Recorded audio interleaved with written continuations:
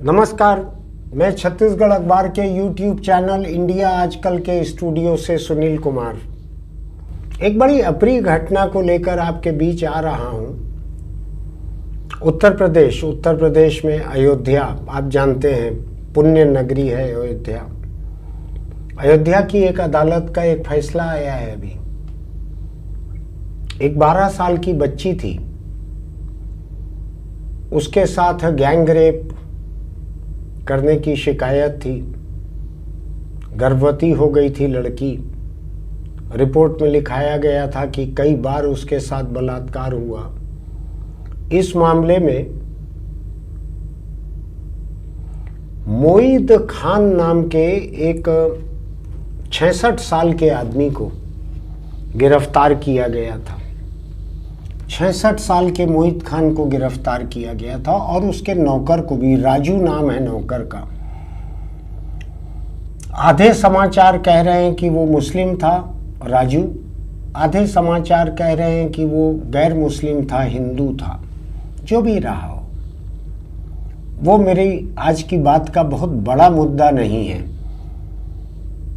नौकर राजू को मुजरिम पाया अदालत ने। पॉक्सो कोर्ट था। पॉक्सो कोर्ट के पास कई अधिकार रहते हैं, बहुत सारे, जो नाबालिग बच्चों के साथ यौन शोषण के मामले वहीं पर चलते हैं।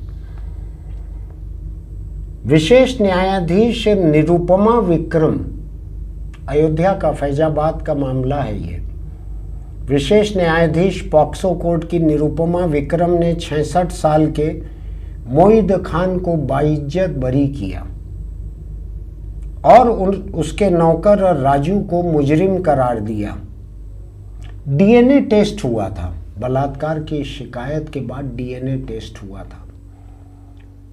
डीएनए टेस्ट में ये पकड़ में आ गया था कि ये राजू जो है ये जिम्मेदार है उस लड़की को गर्भवती करने में, और लड़की का कहना था, उसके परिवार का कहना था कि उसके साथ बलात्कार किया गया। अब डीएनए जांच जो है उसमें खान जो है, मोईद खान, उनकी डीएनए रिपोर्ट नेगेटिव आई थी। मैं केवल वैज्ञानिक तथ्यों की बात कर रहा हूं। राजू की डीएनए रिपोर्ट जो है वो पॉजिटिव आई थी। इसके आधार पर उसको कैद सुनाई गई है और मोईद खान को बाइज्जत बरी किया गया है। इसको लेके राजनीति भी हुई थी। मोईद खान के बारे में कहा गया था कि ये अयोध्या के समाजवादी पार्टी के सांसद जो हैं उनका सहयोगी है, करीबी है, ये भी कहा गया था। लेकिन एक दूसरी बात बतलाऊं आपको मैं, आज इस पे क्यों कह रहा हूं मैं। ऐसे बहुत सारे मामले होते हैं जिसमें लोग छूटते हैं, सजा होती है। मोईद खान के खिलाफ जुर्म दर्ज करने के बाद, मैं एनडीटीवी की रिपोर्ट पढ़ के बता रहा हूं आपको। एनडीटीवी समझते हैं ना आप। मोईद खान के खिलाफ मामला दर्ज करने के बाद पिछले साल 22 अगस्त को मोईद खान का बहुमंजिला शॉपिंग कॉम्प्लेक्स अयोध्या जिला प्रशासन ने गिरा दिया था।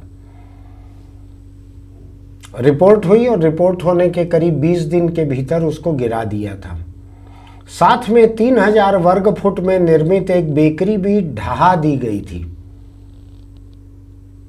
जिसकी गिरफ्तारी हुई थी बलात्कार के केस में। ऐसा कई जगह होता है कि बलात्कार के केस में गिरफ्तारी हुई है और आरोपी जो है वो एक किसी खास धर्म का है, तो उसका सब कुछ गिरा दिया जाता है। बहुत हुआ है ऐसा। ऐसे बुलडोजर जस्टिस के खिलाफ कहीं हाई कोर्ट, कहीं सुप्रीम कोर्ट, कई तरह के आदेश दे रहे हैं, तरह तरह के फैसले दे रहे हैं। कई बार मुझको लगता है कि इस देश के सुप्रीम कोर्ट के कई जज जो हैं, उनको ये देश ऐसे लेता है जैसे घर में रिटायर्ड, बीमार, कमज़ोर बूढ़े खाट पर बैठे हुए आखिरी वक्त का इंतज़ार करते हुए कुछ बड़बड़ाते रहते हैं। सुप्रीम कोर्ट की कही हुई कई बातों पे मुझको ऐसे ही लगता है। एक कही हुई बात है, हेट स्पीच के मामले ऐसे दर्ज होना चाहिए, वैसे दर्ज होना चाहिए, दर्ज नहीं होगा खुद होकर तो उस इलाके के अफसरों को जिम्मेदार माना जाएगा। जाने क्या क्या नहीं कहा गया था हेट स्पीच के बारे में। मुझको लग रहा था कि अब इस देश में हेट स्पीच कुछ बोलना जो है वो असंभव हो जाएगा, ऐसा मुझको लग रहा था। अब ये खान जो थे, मोहित खान, इनका सब कुछ गिरा दिया गया। गिरा देने के बाद में नौकर को सजा हो गई है। अब जो गिरा दिया गया गिरफ्तारी के 20 दिन के भीतर, उसका क्या होगा?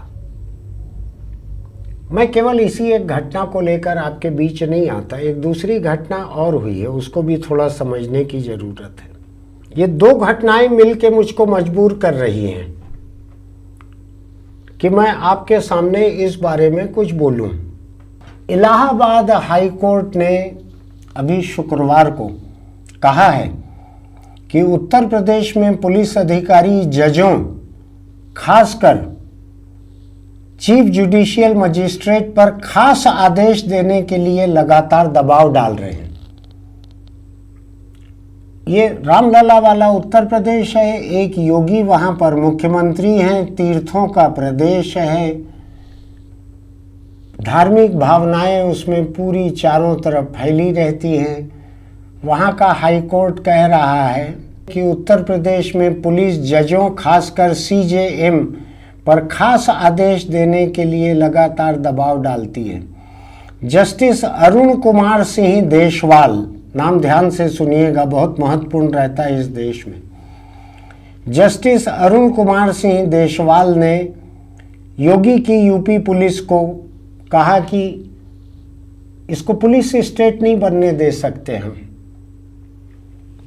अदालत सुनवाई कर रही थी कि एनकाउंटर करने के दौरान पैर में गोली मारने का जो चलन बढ़ते चल रहा है यूपी में, आप देखते होंगे जितने वीडियो दिखते हैं अदालत में लोगों को ले जाने के, लंगड़ाते हुए दिखते हैं लोग, पैर में गोली मारी हुई रहती है। तो जस्टिस अरुण कुमार सिंह देशवाल ने डीजीपी राजीव कृष्णा और additional chief secretary home Sanjay Prasad को वीडियो कॉन्फ्रेंस के दौरान अदालत के सामने पेश होने के लिए कहा है। उन्होंने कहा कि हम यूपी को पुलिस स्टेट नहीं बनने देंगे। आखिर किसी प्रदेश का हाई कोर्ट उस प्रदेश का सबसे बड़ा संरक्षक रहता है। कहने के लिए तो कोई एक पता नहीं क्या होता है, आप ज़्यादा जानते होंगे, कोई राज्यपाल कहते हैं कि राज्यपाल कहते हैं, कुछ ऐसा रहता है। कोई राजभवन है, लोक भवन है, उसमें रहते हैं। कहने के लिए वो संवैधानिक संरक्षक रहते हैं, लेकिन रहते तो जज हैं। हाई कोर्ट रहता है संरक्षक प्रदेश का। कोर्ट ने कहा कि पुलिस वाले जजों पर, खासकर जिला अदालतों पर दबाव डाल रहे हैं। कोर्ट ने कहा किसी भी जिले में कानून का पालन नहीं हो रहा है। जस्टिस अरुण कुमार सिंह देशवाल ने कहा, मुझे एक भी ऐसा मामला नहीं मिला जहां कानून या सुप्रीम कोर्ट के निर्देश का पालन किया गया हो। ये एक आम बात हो गई है कि एसपी किसी खास ऑर्डर के लिए न्यायिक अधिकारी पर दबाव डालना शुरू कर देते हैं, और ऐसे झगड़े को रोकने के लिए एक सीजेएम का ट्रांसफर तक करना पड़ा। आपको ध्यान है ना, अभी एक बहुत ही दबंग किस्म का अफसर था यूपी पुलिस का, उसके खिलाफ एफआईआर करने के लिए एक सीजेएम ने कहा, आदेश दिया, तो सीजेएम का ट्रांसफर कर दिया गया। उधर के वकील जो हैं बार रूम के, वो आंदोलन कर रहे हैं। याद है ना आपको, अभी अभी की बात है। बहुत ऊंचा, पूरा हट्टा कट्टा, एक दबंग सा अफसर था, ध्यान है ना आपको। उसके खिलाफ कुछ हिंदू नाम था, मैं भी नाम भूल रहा हूँ। नाम बहुत महत्वपूर्ण है, जात धर्म नाम सब महत्वपूर्ण है। और हिंदू सीजेएम ने ऑर्डर किया था।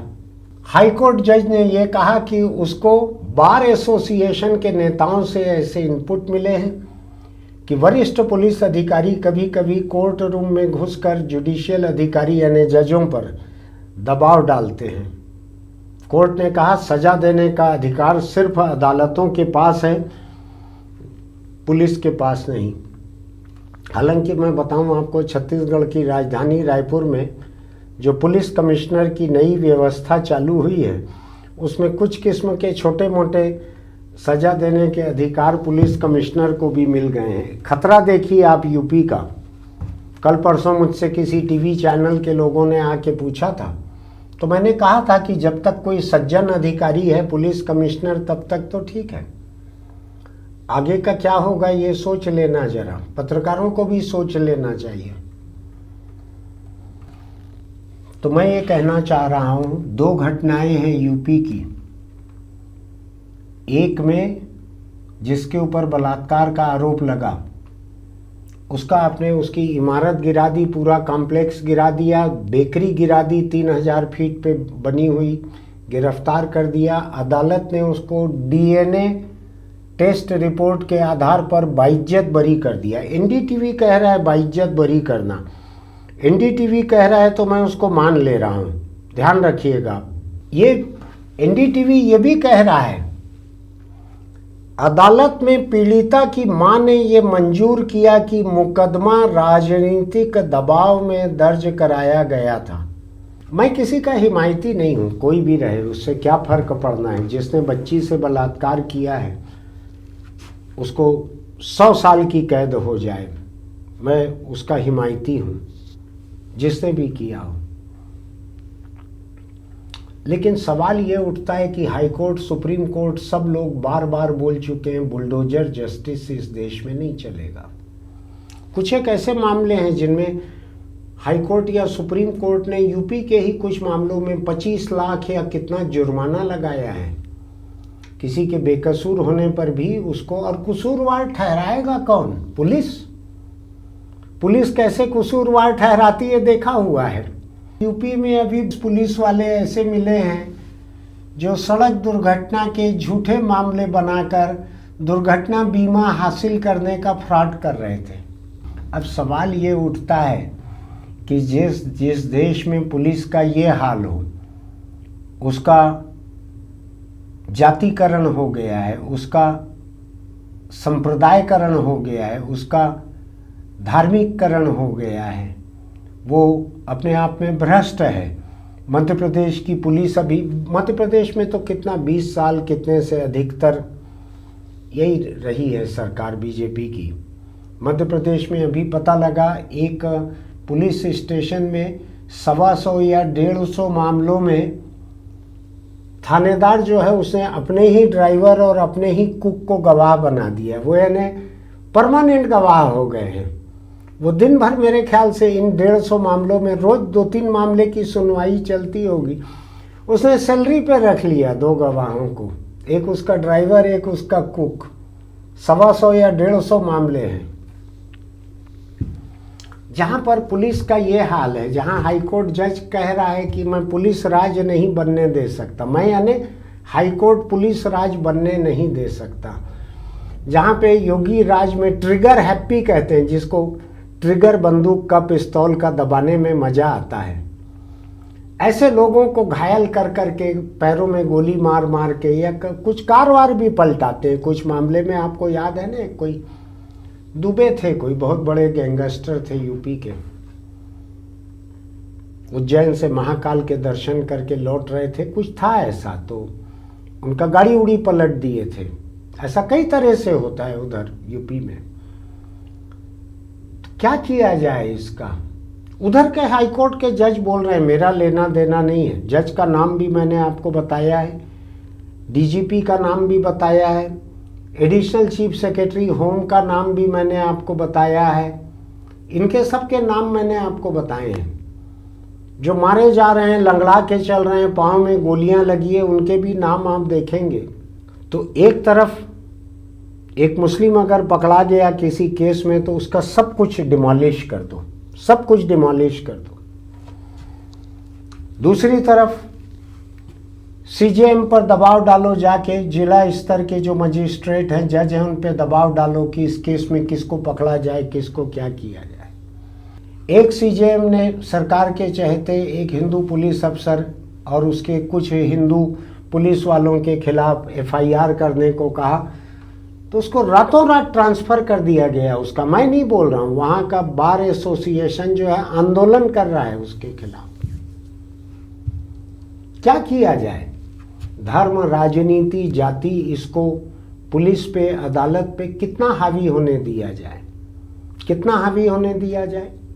क्या यही वो हाई कोर्ट है? क्या मुझको ठीक से याद नहीं है, याददाश्त कुछ कमज़ोर है, जहाँ पे एक हाई कोर्ट जज उसी कैंपस में एक किसी धार्मिक संगठन के कार्यक्रम में जाकर अपने धर्म के बारे में कितना कुछ बोल के आए थे कि भारत तो एक ऐसा राष्ट्र है, ये है, वो है। तो इस पूरे नौबत के बारे में सोचिएगा कि आपने बुलडोजर से सब कुछ गिरा दिया, अब अदालत से वो बाइज्जत बरी हो गया है, तो उसका क्या करेंगे? उसकी इमारत का क्या होगा? और बुलडोजर से गिराने का हक आपको कौन देते हैं? क्या अदालत देती है? क्या जिस तरह का अवैध कब्जा, अवैध निर्माण, जो कुछ भी उसके नाम पे दर्ज रहा होगा, क्या उस दर्जे के बाकी सारे कंस्ट्रक्शन भी आप गिरा रहे हैं? और मैं तो बतलाऊं आपको, इक्का दुक्का कोई जज इस तरह की बात कर लेते हैं। बहुत सारे जज जो हैं वो तो हेट स्पीच वगैरह को, मुझको ऐसे लगता है कि देश में जो हेट स्पीच के वीडियो बार बार टीवी पर दिखाए जाते हैं, जज वज देखना छोड़ चुके हैं। कौन अपनी बेइज्जती खराब कराए उसको देख देख कर। सोचिएगा इस बारे में, क्योंकि जब तक ऐसी पुलिस के निशाने पर हम नहीं हैं तब तक तो हम बेफिक्र हैं। लेकिन याद रखिएगा, किसी भी दिन हम ऐसी पुलिस के निशाने पर आ सकते हैं, किसी भी दिन हमारे अपने प्रदेश की पुलिस ऐसी हो सकती है।